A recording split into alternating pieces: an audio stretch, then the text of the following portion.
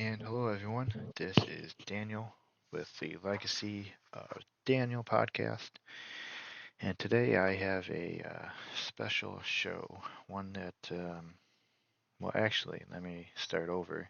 I am starting a new show. This is called the Balance of Powers show, and I am going to talk about mostly around speech, dialogue, um, conversation, First Amendment, free speech. Religion is going to play a big role in this podcast. Obviously, government bodies, Supreme Court cases, anything revolving around speech. Uh, it will be and anything that is fundamentally important to speech, and all things really required for speech.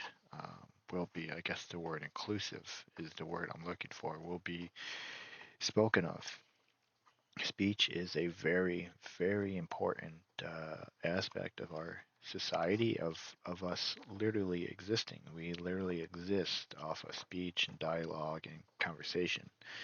We thrive for it. We need it. It's how we engage. It's how society grows. It's how we acquire information, wisdom, knowledge, and it must not be impaired, but it must also be at the right times just turned about onto something that could be a bit more edifying, that leads to more prosperity, a more beautiful environment, surroundings, life, society for all partakers, and that is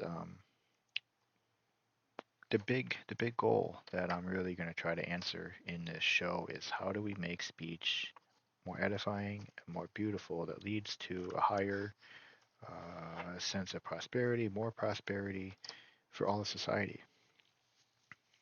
But first, let's kind of have to dive into some of the issues we around speech at the moment, and I think we need to start back in the 60s. In the 60s, we came up with the civil rights and the beautiful adoption of rights and equality. But unfortunately, I think what happened is we exchanged our self determination, we exchanged our right to be problem solvers, we exchanged our right to, um, actually, I shouldn't say our right, but our responsibility to be problem solvers, competent individuals of society, to work, to gain knowledge, wisdom, skills, our responsibility to have a vocation, to be a productive, competent member of society. And we instead said, well, I have my rights now, so give me my skills, give me my knowledge, give me my job. And if you don't, I'm going to I'm going to sue you. And so that kind of became the foundation of our um, speech, in a sense, from the secular world. And then we had the religious world that seems to just want to always put religion before their own faces, before their speech, and in front of everybody else's speech and face.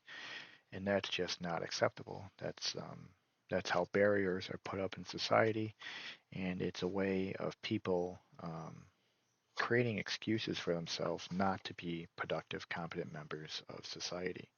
And so when you intentionally put up barriers to language, um, or anything that comes from language, speech, dialogue, such as personal responsibility, being a productive member of society, gaining skills, knowledge, you are breaking down society.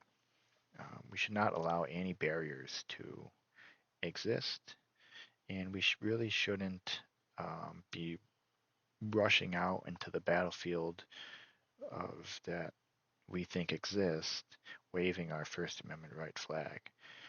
That has not solved any problems in it, and it never will.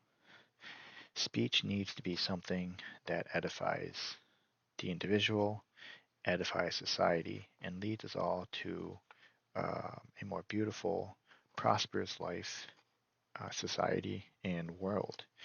It's not happening, unfortunately. So let's, I guess, in this show, to prevent me from just constantly just jibber jabbering here, but also hopefully to make this edifying for the listeners. Let's take a look at um, a recent Supreme Court case, because we'll be talking about Supreme Court cases. We'll be talking about the social media and free speech. We'll talk about government legislation or separation of church and state, and obviously, we'll, like I said, everything revolving around speech will be incorporated in this show. But over the summer, there was a Supreme Court case of an individual who was a coach at a high school, football coach, and the school asked him to stop praying in front of children, and he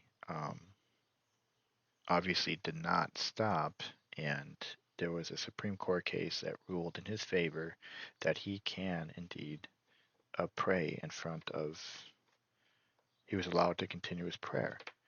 Um, I'll post a link or try to post a link to this case that talks about it in more detail and more accurately. But ultimately, this is a clear violation of separation of church and state.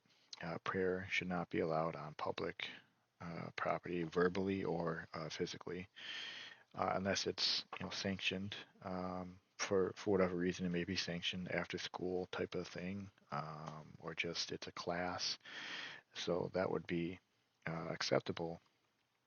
But otherwise, speech when we have these coaches that go into these sporting teams, and I've been around them, and they think they just have this right to just step forward and start praying in front of children who may not believe, who may believe but believe in a different God, who um, may not accept their prayer, may not accept what they're doing, and parents may not even accept. And so these coaches that do this are stepping forward onto their white horse of self-righteousness, and it can be very damaging because children don't, especially young adults, don't understand. Even many adults don't even understand the concept of God and religion.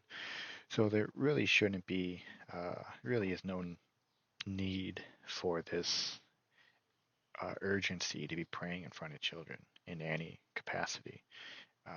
It's Prayer was meant for the closet, meant for churches, meant for the home, not to be sloshed out in front of unsuspecting young adults, children. It's just not really acceptable. It doesn't say that anywhere in the Bible to do that, and there's nothing really um, in the First Amendment that allows you to violate another person's right to free speech just because you want to express your religion. That just doesn't make any sense to me. And so, I guess, how do we solve this problem? Well, we first have to understand what speech is and what it's for and what is religion for, and what is the government bodies for. Separation of church and state is huge. Why do we separate church and state? Well, because we did not want a world or a country ruled by people's own individual beliefs, their own individual God or religion. And as we can see today, everyone just wants to put their own religion forward. Everyone wants to put their own God forward before their own face, before their words.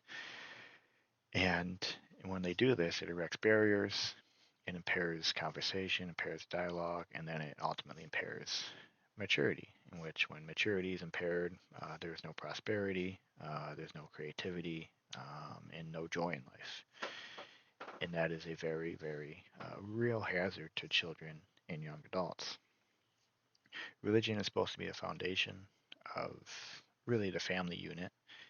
Then it grows out into the church and the community, and it's a place where people, religion is something that serves um, to help us cultivate language, ideas, express ourselves, partake in conversations, break down barriers, cultural barriers, maybe even language barriers.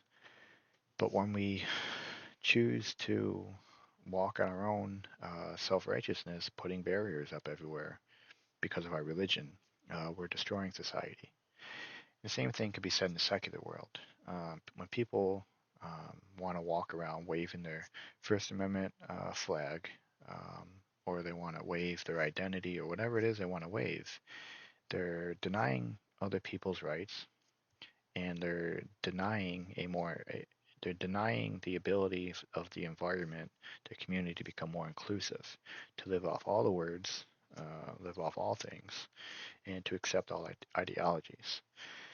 And when barriers are put up to prevent this inclusiveness, again, society breaks off, it splinters, and now we have all these raging factions at one another. And that's just not very good for society. It's not good for the individuals of society, because we just don't know how to come together as one. Dialogue, language breaks apart, splinters, and then we have a hard time communicating with one another. And so then we have to come back to the table, back to the religion, hopefully in some peaceful manner, and then find a way to make our lives more beautiful, more prosperous for all partakers of society without any barriers. And yes, it needs to be language is inclusive to all, because it leads to um, understanding, leads to wisdom, and leads to enlightenment. And when you go that path, you mature, and as you mature, you outgrow things of your past. You outgrow your childhood, and that is a good thing because now you are becoming, and then you can be and have an identity and be a participator with meaning and purpose in society without any barriers around you, which is a beautiful, beautiful thing. Um, okay, so let me kind of get back on track here. So, separation of church and state, very important. First Amendment right, religion, very important to the foundation of society, but we should not put it before everything we do. Um, and we should not be allowing um, children to be, young adults to be immersed into a single man's ideology or religion, whatever it may be, especially without parents knowing, families knowing, without church leaders knowing. Um, that is just not acceptable. It is not edifying. It doesn't strengthen. When one man is controlling the conversation through prayer or whatever, he is controlling their minds and their bodies. And that is a dictatorship. He's a tyrant. He is offering up these children to something that he shouldn't be. And that happened to me in my high school, and it should not be allowed. And I don't want anybody having to deal with that. Language needs to be edified, and the sooner that we could introduce dialogue, conversation uh, into a young child's life, a young adult's life, the better. Uh, the more access they will have to opportunities. So I've I've gone through this speech a few times. This has been a difficult podcast because there's a lot that I want to say, and trying to get it out in a way, in a meaningful, purposeful way, without trying to erect any barriers, without trying to let's say make it so that's a certain group of people aren't included or may not want to participate in the conversation. That is not my intention. My intention is to be inclusive, break down barriers, and to understand not just the importance of language, the importance of conversation, and how important it is to develop an environment built off conversation, ideas, creativity, expression, so that we all can grow in, kind of one mind, one body kind of aspect with free will, so that we could support one another, be competent in society, all very, very important things. Now, this podcast really isn't coming out the way I wanted it to come out. So I'm probably going to continue on this conversation for a while. But I'm hoping that this may spark some ideas in your mind on how you can go about edifying your speech, taking part in more speech, and being more inclusive so that you could mature through wisdom, knowledge, and understanding and become more enlightened. So, and as you become more enlightened, you walk a path up to your identity, you grow up into your identity. And when you do that, you become a new person and you are a pillar in society. You are a self-determination, self self problem solving individual. You're more competent. You can handle problems. You can solve problems. You're more capable of helping people. So use this podcast to look at language and speech in a different way.